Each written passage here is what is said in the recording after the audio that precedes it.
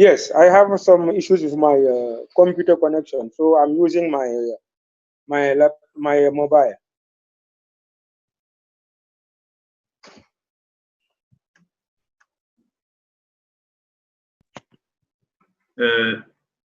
Someone is speaking. I cannot hear anything. Yes, good morning. Greetings to all stakeholders. Peace be upon you. My name is Makanfai, as Folake has said. I'm pleased to inform you that the panel will deal with cybersecurity, cybercrime, and digital cooperation. The panel has 3 panelists and 2 rapporteurs. The terms of reference of the sub-team have been prepared by Inusa Traore, supported by Vivian Asangbe Woto. The rapporteurs of the panel are Inusa of Burkina Faso and Francis of Ghana. The 4 panelists will cover most of the scope on cybersecurity, cybercrime, and digital cooperation.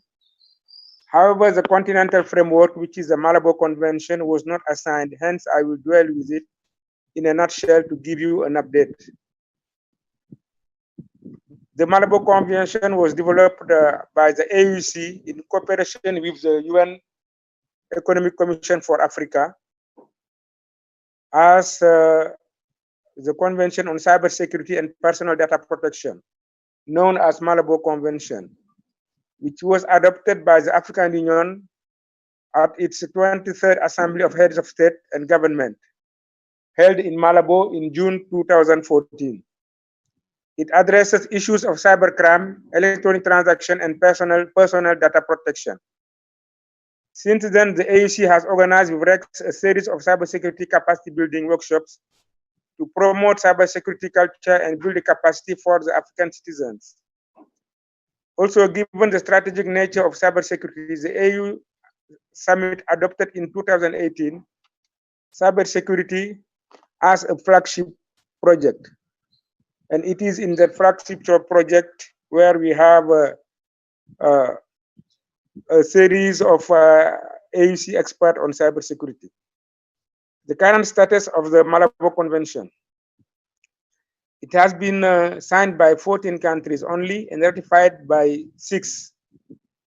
Among those 6, we have 3 from West Africa, ECOWAS region, Senegal, Guinea, and Ghana. For the convention to enter in force, there is need for ratification by at least 15 member states. So we are short of a lot of member states for this convention to enter in force.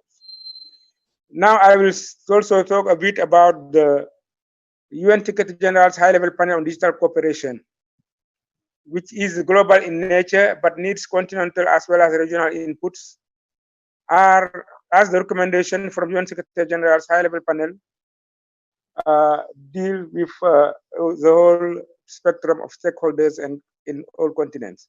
This will be addressed by Dr. KOFFI from ECOWAS. At the African level, there is need for a number of consultations involving our stakeholders on the matter to ensure that West African voice is being heard, even though the West African voice has been heard through my participation and that of Mary and Consulate through the input of NRIs at the global level.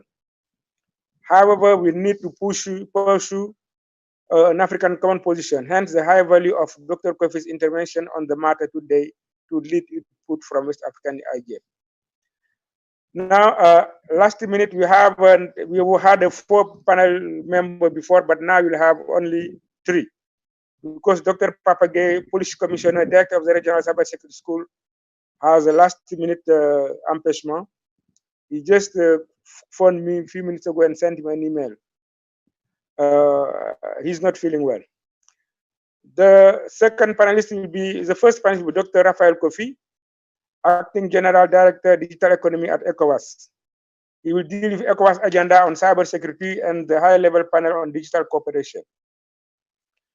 Dr. KOFFI is from Cote d'Ivoire and he is dealing with ICT, digital economy post at the Economic Commission for West African State, where he leads the implementation of the ECOWAS cybersecurity agenda to strengthen member states' capabilities in responding better to cyber threats and the fight against cybercrime.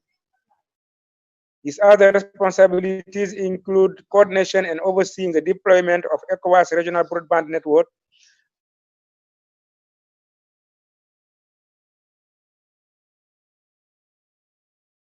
as well as the establishment of a single liberalized ICT market in West Africa. He also coordinates the ECOWAS. KOFFI has excellency from both the public and private sectors. He holds a second Bissyandé Francis lecturer at the University Joseph Kizerbo. His name has been missing for the last 1 month, and I've been requesting to include him in the panel, and everything he has sent all his details, but up to now he's out of the panel. But he will be speaking. Please give him the right as a panelist and not as a participant. We will deal with cooperation between universities on cybersecurity training, capacity development, and research involving developing countries, especially Africa and ECOWAS region. Dr. Bissyandé is from Burkina Faso. He's a senior research scientist affiliated to the Interdisciplinary Center for Security and Trust of the University of Luxembourg. He also lectures at University Cheikh Anta Diop of Dakar, University Virtuelle of Burkina Faso, and ENSTA of Chad. He is also the technical expert for the Ministry of Digital Economy Development of Burkina Faso. His research is funded through several research grants as well as by prominent industry partners.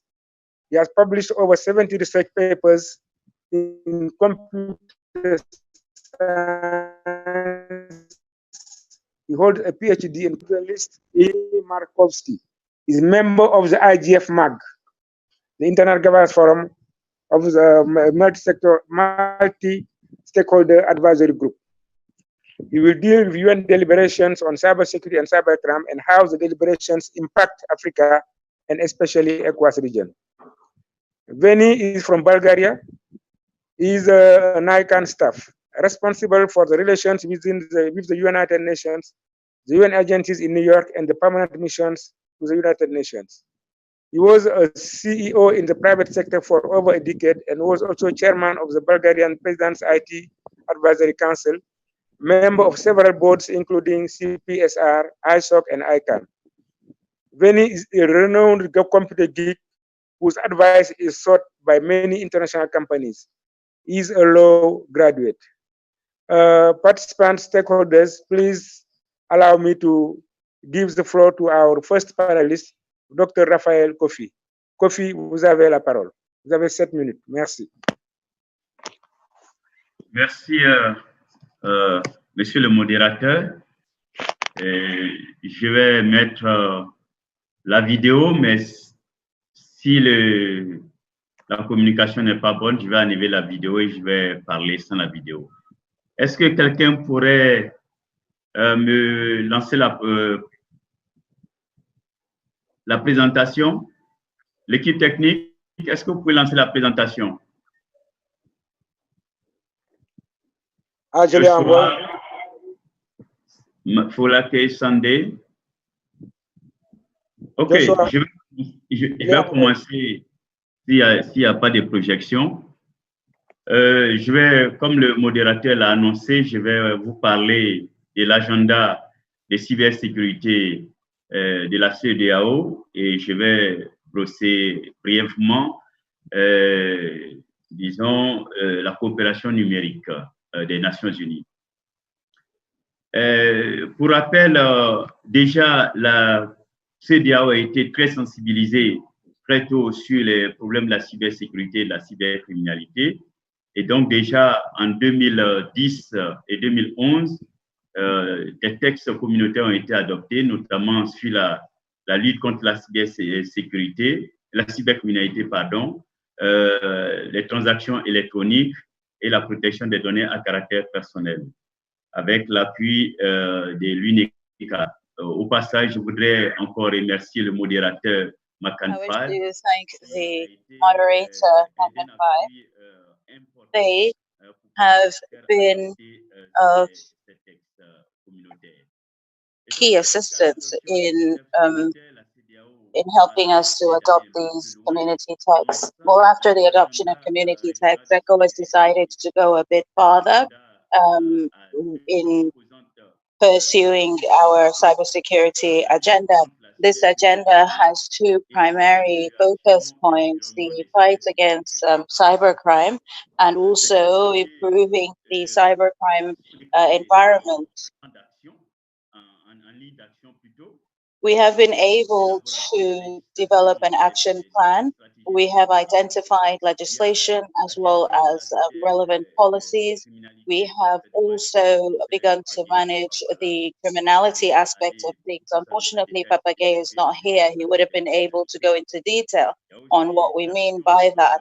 And there is also some action towards improving the resilience of networks and IT systems, as well as capacity building. Capacity building is extremely important, whether this is for cybersecurity or cybercrime. It's very important because ECOWAS does not have a critical mass of experts in cybersecurity and cybercrime, and that we need to improve. And of course, to strengthen international cooperation, which is fundamental because the internet is borderless, and an internet criminal could be based in one corner of a country and perpetrate crimes in the other corner of the region. So those are the challenges. As part of the implementation of our cybercrime agenda, we have developed partnerships with various institutions and agencies, and our most recent partnership with the European Union has been in the West Africa response to cyber criminality and the fight against cyber criminality and strengthening cybersecurity. In that framework, we signed an agreement of 8 million euros to support our member states and Mauritania. So that is funding that also covers Mauritania. The general objective of this project falls within our cybercrime agenda, and the objective is to contribute to improving cybercrime, the fight against cybercrime in our region. So the first objective would be to improve resilience and resistance of information and networks in the region, as well as build or improve the actions towards the fight against cybercrime. So the objectives of this project are in line with the cybersecurity agenda, because when we were preparing the partnership agreement, we checked to ensure that actions that are under the project are in line with the general framework of our cyber security project. The main components: improving the strategic framework, sensitization of stakeholders on cybercrime, and improving decision makers' capacity. So, as you know, a lot of this is not limited to administrators, but more users. So there is need to develop the knowledge of users so they know how to fight cybercrime. There is also need to improve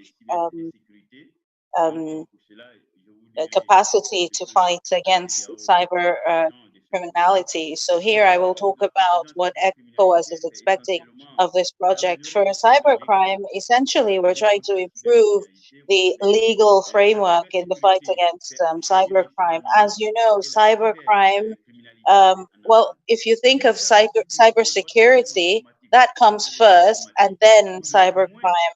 If you have resolved cybersecurity issues, then you are less exposed to cybercrime.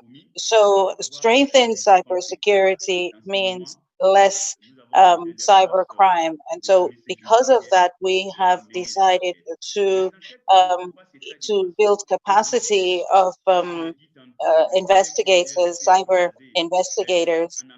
and building cybersecurity.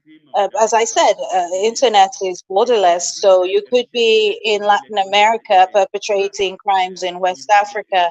If you're able to train or provide cybersecurity in such a way that is traceable, you're able to trace the origin of a cybercrime, then that will tend to reduce criminality. So the capacity, building capacity in electronic research, building capacity in electronic knowledge is important. And that is why we have the Malabo Convention, but also and especially for cybercrime, the Budapest agreement, which also defines a real framework for cooperation. So to conclude on the cybercrime agenda, I wish to speak to a number of expected outcomes of our agenda in the medium and short term is to provide all member states with monitoring centers. We have some countries that already have existing centers, but by 2021, we're hoping to extend and support all member states with um, these centers that are able to better manage IT systems. That's by 2021. Also by 2022, we're hoping to assist all member states in getting IT investigators. As I said earlier, when there's a cybercrime, there is need to begin investigations to trace the criminals and to bring them to justice. And the other challenge is we want to, by 2025, develop a regional center for cybersecurity. And just quickly to digress a bit, I'd like to thank our sister institution, which is the ECOWAS Bank for Investment and Development, EBID. They have given us support towards the fight against cybercrime. And then finally, with regards to training, we are planning a training of trainers. Again, this is to build a critical mass of experts in cybercrime. If we're able to train these experts for use in our region, so that we plan to do through a training of trainers,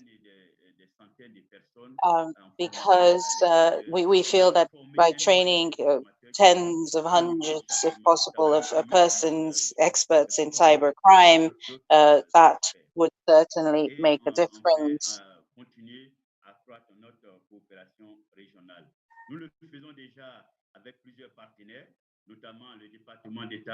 Apologies, the original audio is off. The interpreter has poor sound.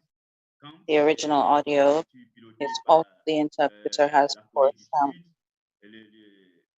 Le Conseil de l'Europe qui nous appuie essentiellement en termes de renforcement. We also wish to thank the Council of Europe. They have supported us substantially in terms of capacity building, and just to quickly thank them for that.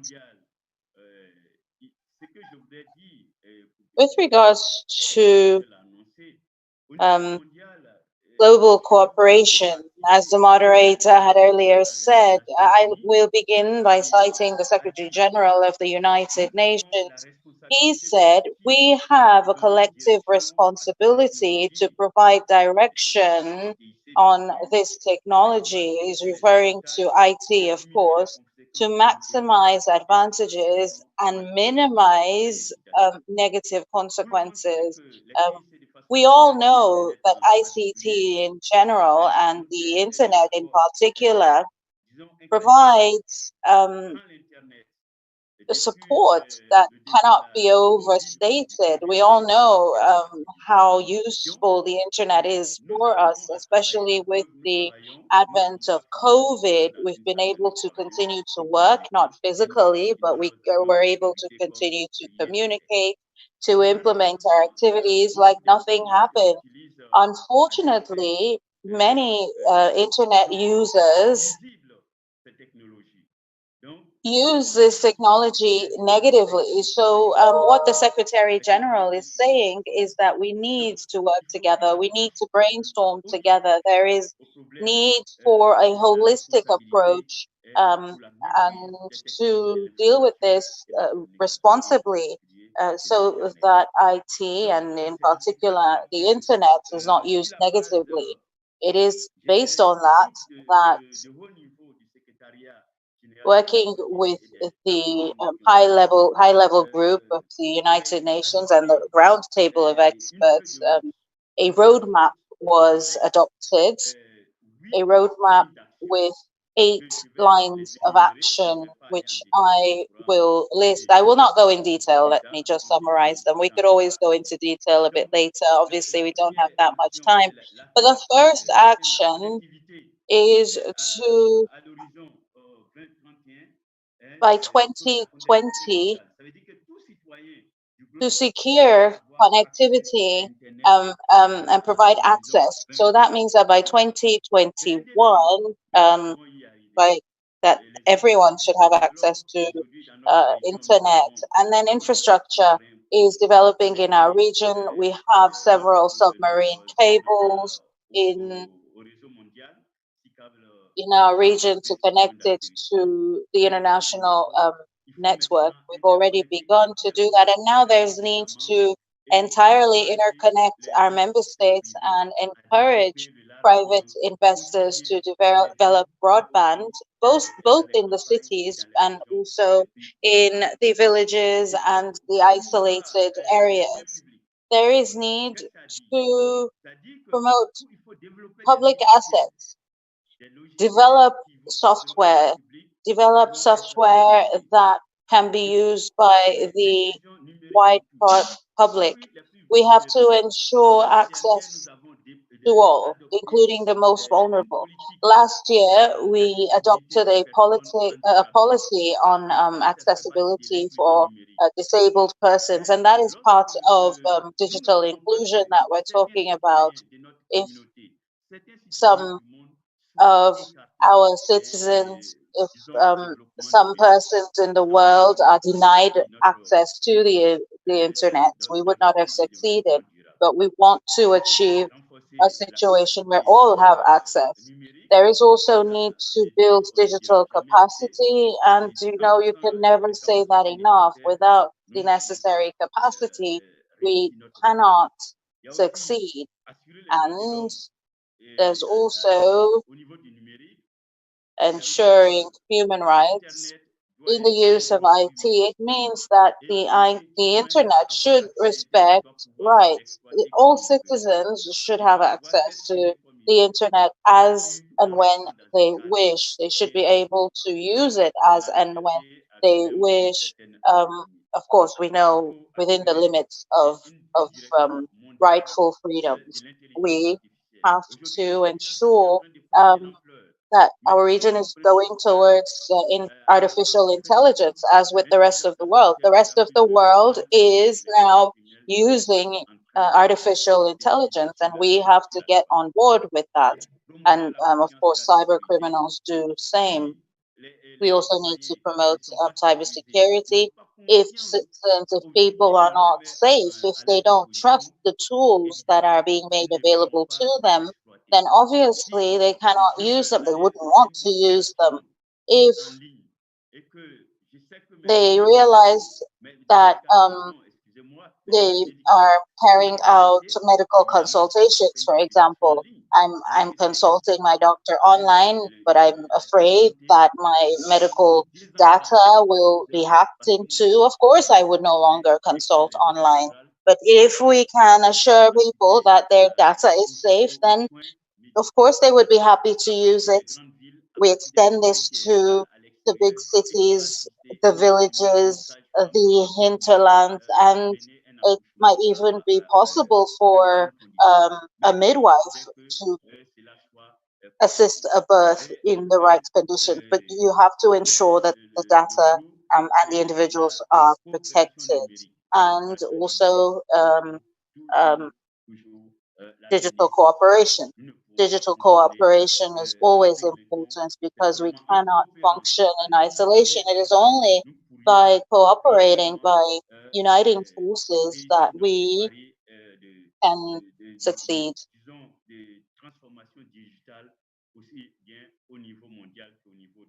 This is the digital transformation that we're looking for both in our region and around the world. The Internet Governance Forum must be strengthened to build on this cooperation, this digital cooperation. I will stop now. I believe that I have overshot my time slot just a little bit, but it's just sad that Commissioner Papagay is not here to go into detail. I thank you nonetheless. Thank you very much, Dr. KOFFI, for your presentation. It was much appreciated. We really want to save time, so we're going to listen now to Dr. Bissyandé Francis from Burkina Faso. Dr. Bissyandé, you have the floor. Thank you. I will try to make this presentation in English because I see that the interpretation is not working too good. May I please present my slides? Can I just get permission to share? Joshua, can you put his slide, please?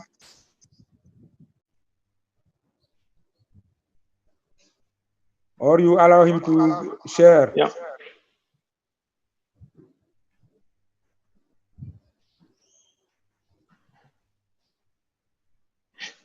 So I can just start by presenting myself. So I'm a lecturer at the University of Burkina Faso, but I'm also a professor actually affiliated with the University of Luxembourg. And part of these slides will explain why I'm actually at the University of Luxembourg. One of the reasons is exactly related to cooperation between university and industry, and between university and institutional, I would say, organizations.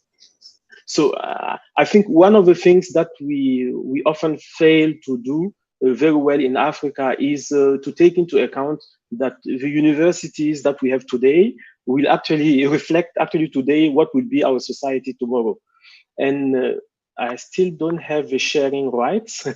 I would have loved to present my slides instead of, but okay. Technical team, can you please?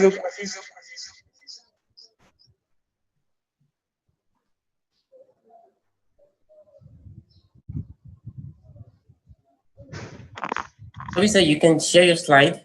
Yes, as I said, it's written host disabled attendee screen sharing. So.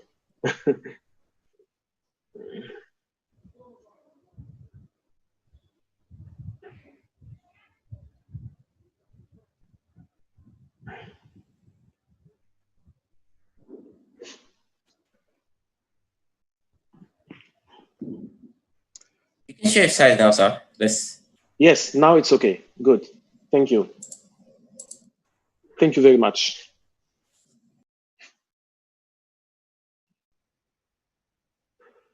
Okay, so I want to talk about university cooperation in cybersecurity, how we actually do teaching and research for building human capital at scale. Okay, because at scale is the key word here. So my name is Tegawendé Bissyandé. So I'm actually a professor at the University of Luxembourg, but I also lecture at the University Joseph Kizerbo in Burkina Faso, where I actually come from. Okay, so basically, I have extended training and research experience in actually several layers of ICT. I was first a telecom engineer, and before doing my PhD in operating systems, so computer science, pure computer science. And after that, I did a lot of research on mobile security, both thanks to Luxembourg and Google grants. And I have currently students, so from Africa and with Chinese professor, we are working on application of artificial intelligence for cybersecurity. And with partners from Senegal and Chad, we work a lot on vulnerabilities of smart contracts and also vulnerabilities of mobile money. So why am I in the Interdisciplinary Center of Security and Trust at Luxembourg?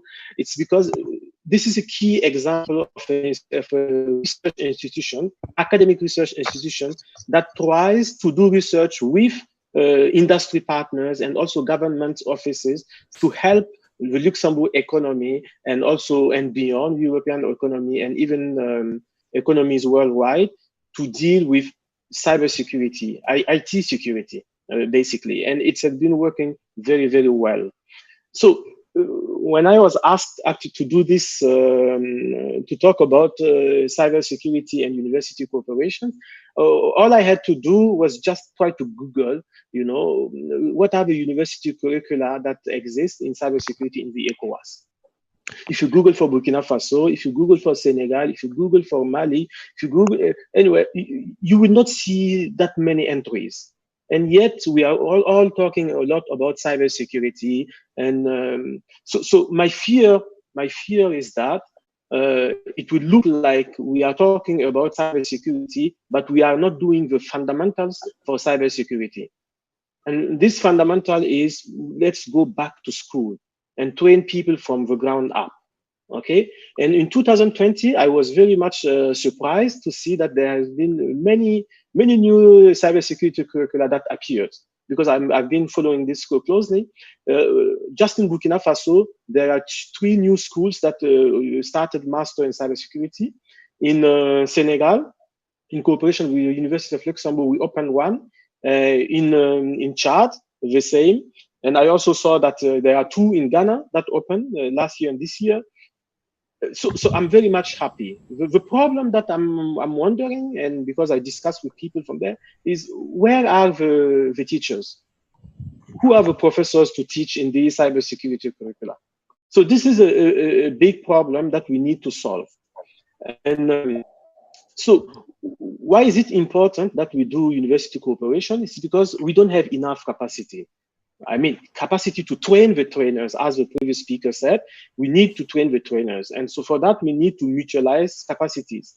So we need to have a joint effort, because alone we cannot do much. But if we join efforts in the ECOWAS, we can go faster with respect to the rest of the world, because the rest of the world is working on cybersecurity. And although today, you know, computer science is the same everywhere, and cybercrime doesn't have borders, we have our own realities, and our research and teaching should be grounded on our own realities. And this is very much important. So that's why I got engaged in a big project, in a 5-year project that just started. We want to train in the next 5 years 10 cybersecurity professors for West Africa. Okay, and this initiative is due to the fact that we cannot keep sending people in Europe to train them to become professors. Generally, they don't come back, and also this does not scale. So we need to boost this quickly. Okay, we will train the professors, and professors will train batches of students.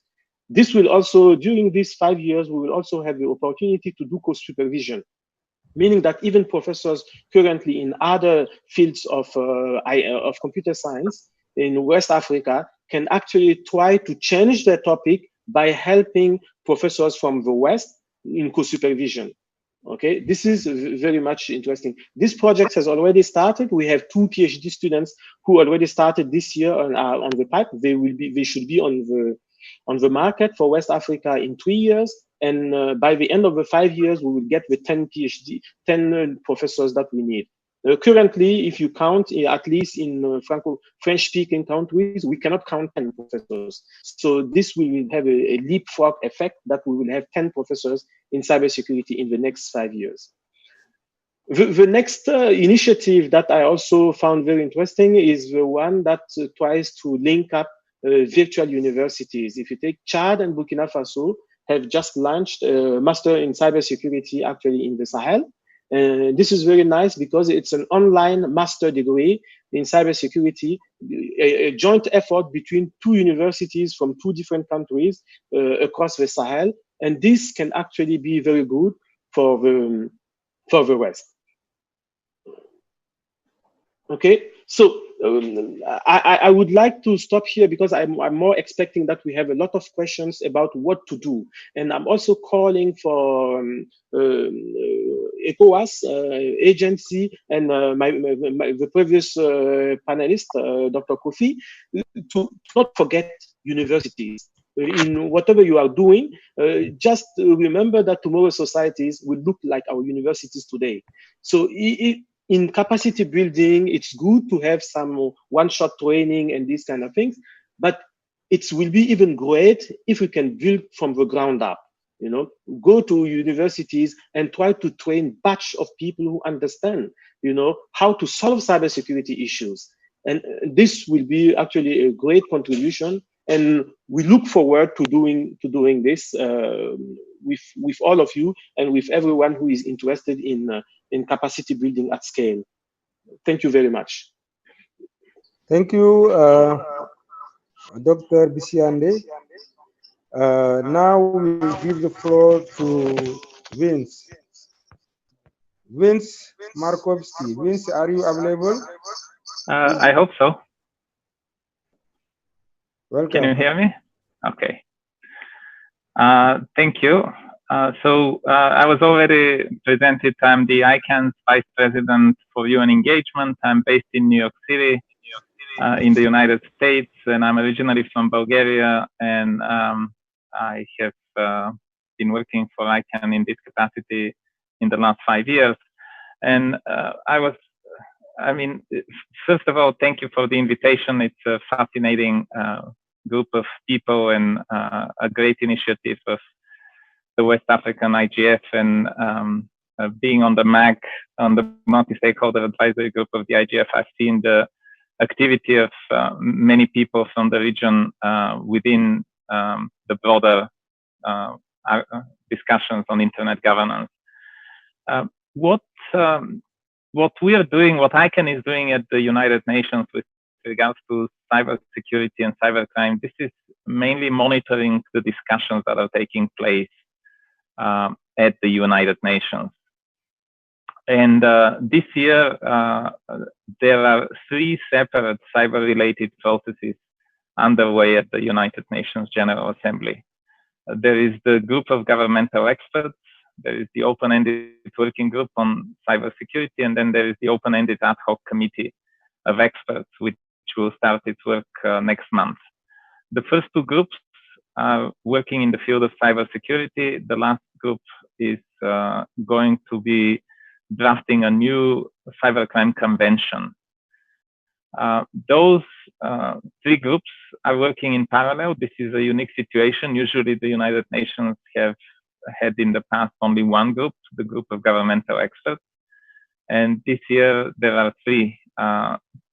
What we are trying to do as ICANN is we do briefings for the UN diplomats, and we do briefings bringing technical experts who are talking to the diplomats about the way the internet is working, what the ICANN's role. In some ways, we call this like an educational outreach effort. We want to make sure that when the diplomats are going to discuss issues related to cybersecurity, cybercrime behind closed doors, they would have the knowledge, and also they will know that we are in town and they can always give us a call and we can provide neutral technical expertise when needed. I was asked initially if I can focus a little bit more on the West African participation in those groups, and I'm going to put in the chat a couple of links for the people to see. So the first link is the open-ended working group webpage. It's actually full with a lot of information that people might look into, including information coming from the different countries in different regions. These are comments on the pre-draft report of the chair of the group.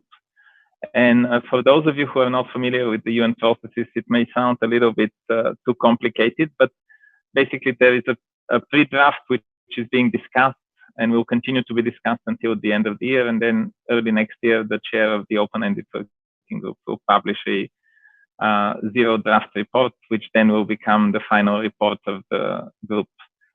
The group of governmental experts, which I also put a link in the chat window, is the other group, which consists only of 25 representatives from 25 member states. And you would see the list of countries, and they are regionally distributed evenly among the different groups. So you would be able to see whether your country is a member or not.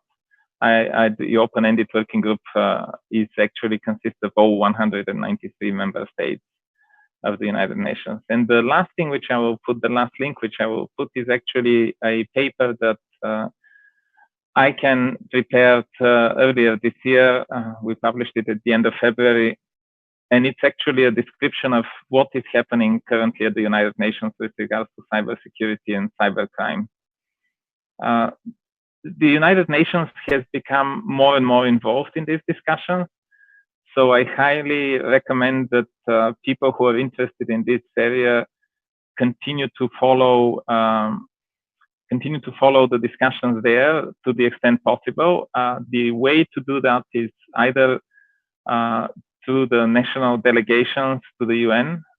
If people are interested, they should reach out to the foreign ministries of their country and talk to them and see whether they need expertise or help, or in any case, information of the discussions that are taking place, and engage with them, because that's a very helpful thing we found out with a number of countries that do allow representatives from the technical community, civil society, non-governmental sector, businesses, etc., to participate in these discussions. I would also suggest that people who are interested follow the deliberations, which sometimes are taking place online. Like the open-ended working group had several public sessions which were transmitted webcast on the United Nations TV. And also they had once a public consultation with more than 100 organizations participating. Why is it important that people are following what's happening at the UN? Well, the UN has a tendency to discuss issues that are relevant for all countries, and they do that from the perspective, obviously, of member states. So it will be extremely helpful and useful for the general internet users who have interest in that area to actually understand what's happening at the UN, and understand also how this might impact what's happening and how the internet is developing in their own countries. Needless to say, but still, the UN General Assembly resolutions and discussions, they don't have binding power, but many countries do take them into consideration when they're drafting their national legislation. So having said that, I would leave, we would be more than happy if there are questions to answer them. Again, we are happy that we were invited to participate, and I know that my colleague Pierre Danginou spoke yesterday at the West African IGF. So if you have any questions, I'm happy to answer.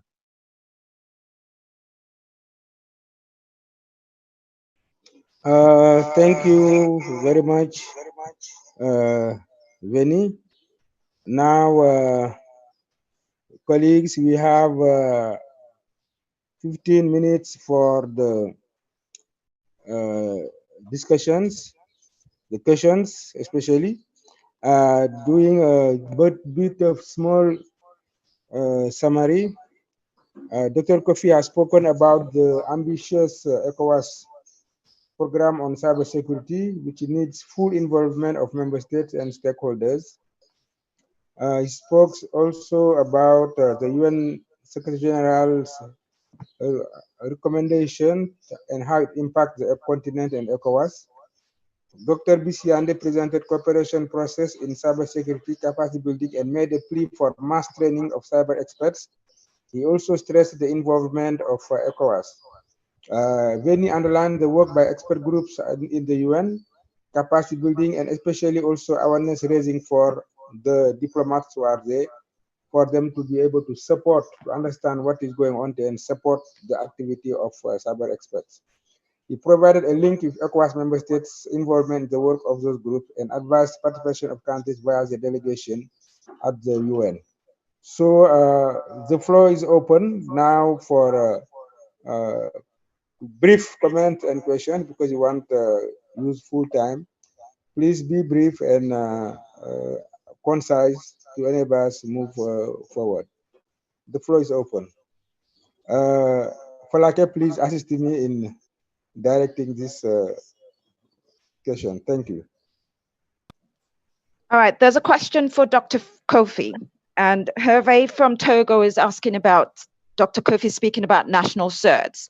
Hervé would like to know, will there be a regional cert? KOFFI?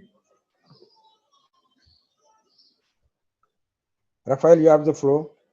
I should take all the question. Is only one question? At the moment, we only have one question, but I'm sure by the time you finish this question, other questions may filter through. OK, OK. Merci, Foulake. Et effectivement, la priorité pour le moment, c'est d'accompagner nos États membres à avoir des... Thank you, Foulake. Obviously, the priority right now is to support the member states, our member states, in developing these national centers. And as I said in my presentation, perhaps I wasn't heard, we're trying to create a regional center, a regional cybersecurity center. And that regional center for cybersecurity will serve as the overarching body. It will be coordinating all cybersecurity related activities in the region. But of course, if need be, it could transform into, the national centers could transform into the regional center. And before we achieve that, we are beginning to build what we call cyber bridges. And that is a link between the various national policies. We have opted to develop cooperations between various cybersecurity agencies in our region, and then finish up with a regional center for cybersecurity, as I said earlier. And the idea would be to fight cybercrime. And we know that in cybercrime, we have various structures like WAPIS, the West Africa Police Information System, with whom we are working in partnership. We hope to see information sharing and intelligence flow more freely between the agencies. So that's what I have as an answer to the question, to that question for now. Thank you. Are there any other questions, comments? At the moment, we don't have any other questions, but there is a general question which I can ask to all the panelists, and it is a question that says, how does an ordinary citizen, the layman on the street, if they are involved in a cybercrime attack, how do they get prosecution? So how do they get the legal entities involved if they've been a victim of either a cybercrime or cyber threat?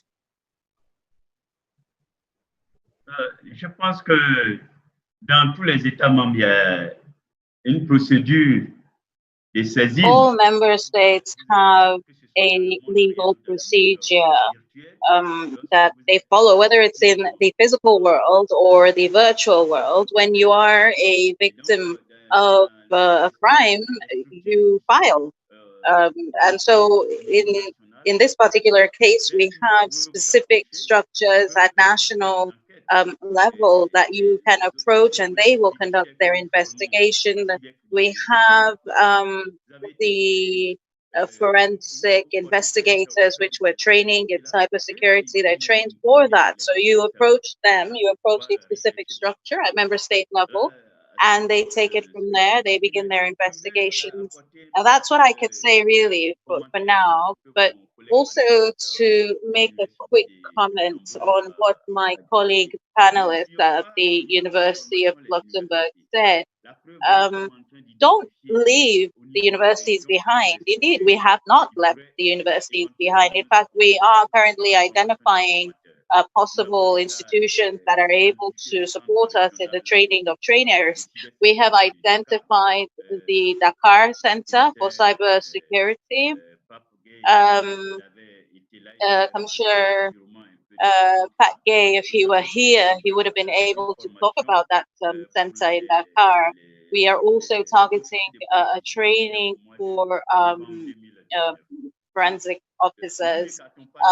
So really, we're not leaving universities behind. This is about cooperation. When we talk about cooperation, it's national cooperation amongst all entities before escalating to the region. But what that means is that every institution at national level must play its part. This is the only way we can fight efficiently against cybercrime. And if any university is proposed to us, ECOWAS is happy to approach them. Why not?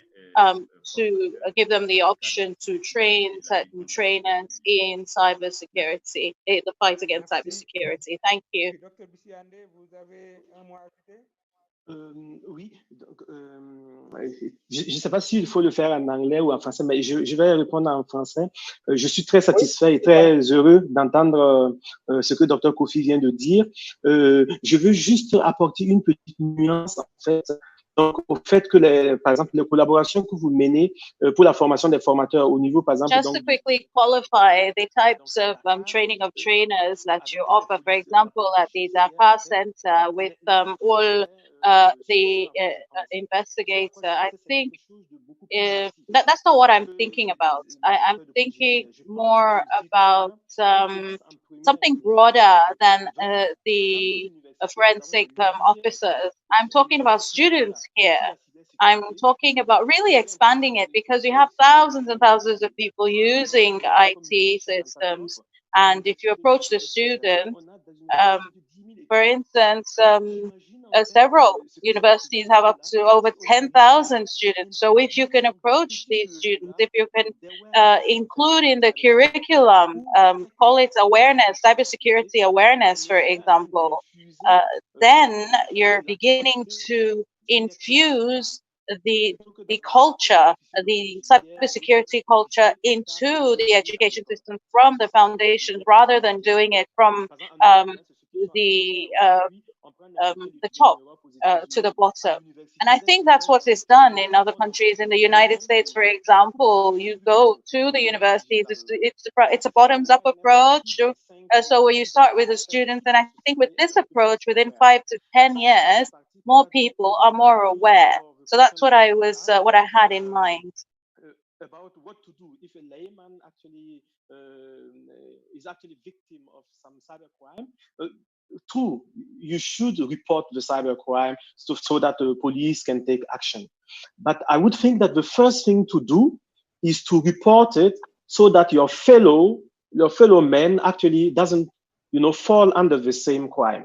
So this is the role of cybersecurity response teams. They generally have what is called some malware information sharing platforms where we can actually take this kind of information so that it can be actually sensitive, we can be used to sensitize other people not to fall in the same crime again. So there is the issue of punishing, but there is also the issue of helping to prevent that such a crime actually, reach out to many people and becomes beyond control.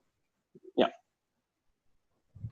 All right, McCann, we have one more question and also keeping an eye on the time. So may I please suggest after I read out this question, the panelists answer the questions and please start giving their closing remarks so we can get ready for the next session, please. So the question is there a mechanism? The question is there a mechanism in the ECOWAS region where universities meet to compare notes on cybersecurity, develop strategies to combat cybercrime in the region for ECOWAS, and how can member states implement such strategies?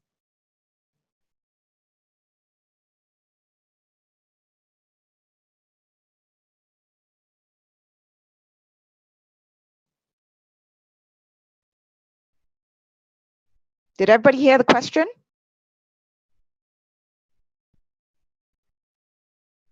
OK, je vais essayer de répondre à cette question. qui est un peu lié à la question de M. Tegawendé. Bon, j'avais donné l'exemple de l'école régionale de cybersécurité, la formation. C'est l'école ou la seule formation qui est dispensée. Et si nous prenons l'espace CDAO, l'UIT a reconnu par exemple les articles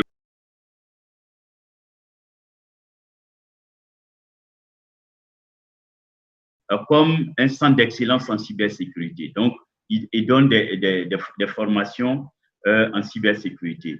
Au niveau de chaque État membre, je pense que disons, ce que je pourrais dire, c'est que des formations sont en train de se mettre en place progressivement. Au départ, les enseignants ne s'intéressaient pas et je voudrais profiter pour lancer un appel à un enseignant comme vous qui est non seulement basé en Europe, mais travaille aussi avec des universités africaines. Pourquoi ne pas, en tant que diaspora, essayer de créer un certain noyau d'experts en cybersécurité ou même en cybercriminalité et que vous allez partager votre curricula de cybersécurité, de cybercriminalité dans nos différentes universités. On choisit une université par pays et qui vont vraiment donner des cours en cybersécurité et en cybercriminalité. Je pense que c'est votre contribution au développement de notre espace communautaire. La CDAO est très ouverte à échanger les bonnes pratiques, les bonnes expériences avec le monde occidental et pourquoi pas ses propres fils qui sont en Occident. Merci. Au niveau de la question proprement dite,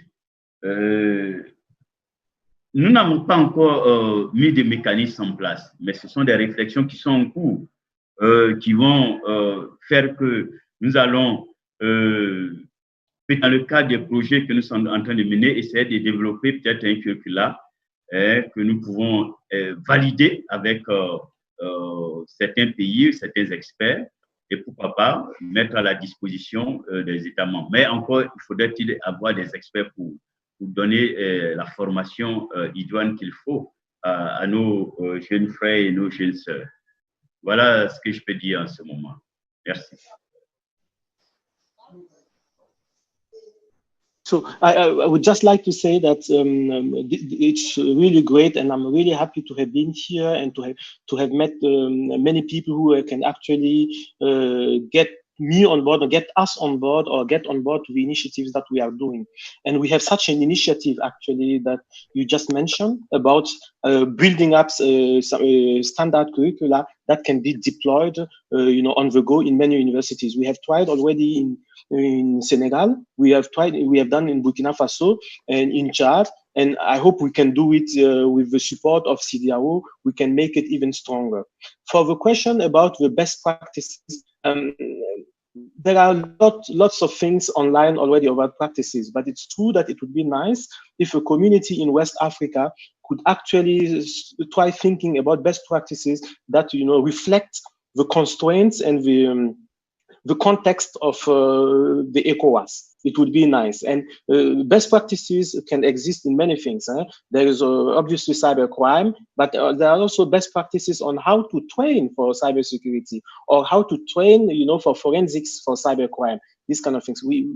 It would be nice if such an initiative, would exist. Potentially, it may exist. I'm not aware of any, publicly, known. Thank you.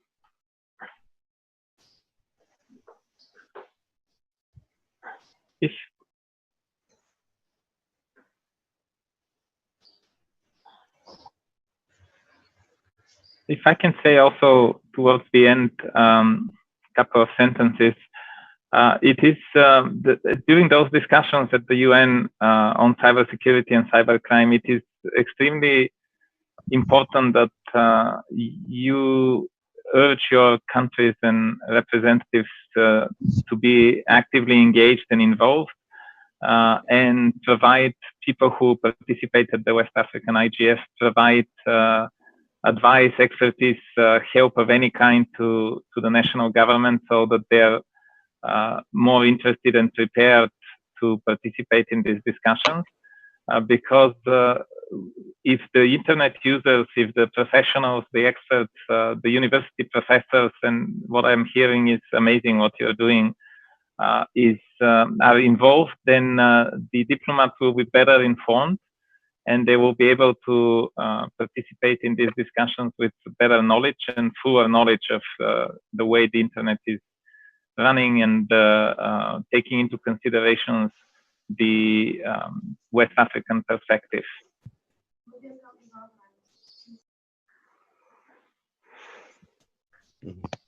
Thank you. Thank you, Veni. Thank you, everybody. Thanks all panelists. I think in order not to run out of time, we will conclude the panel from here, and we thank all people who have also participated. I wish to thank also the rapporteurs and hope that they will be getting us the right information on time, because we have received from Dr. Kofi yesterday, Dr. Kosi Amesinu yesterday, very good report in French, so it will be translated into English today. We want to move along the presentation and hope that all the reports will be made available on time. Thank you all panelists, and thank you participants for your participation. We look forward to receiving you at the next session. Thank you. Bye-bye. Thank you. Bye-bye. Thank you. Bye-bye. Thank you very much, panelists, and thank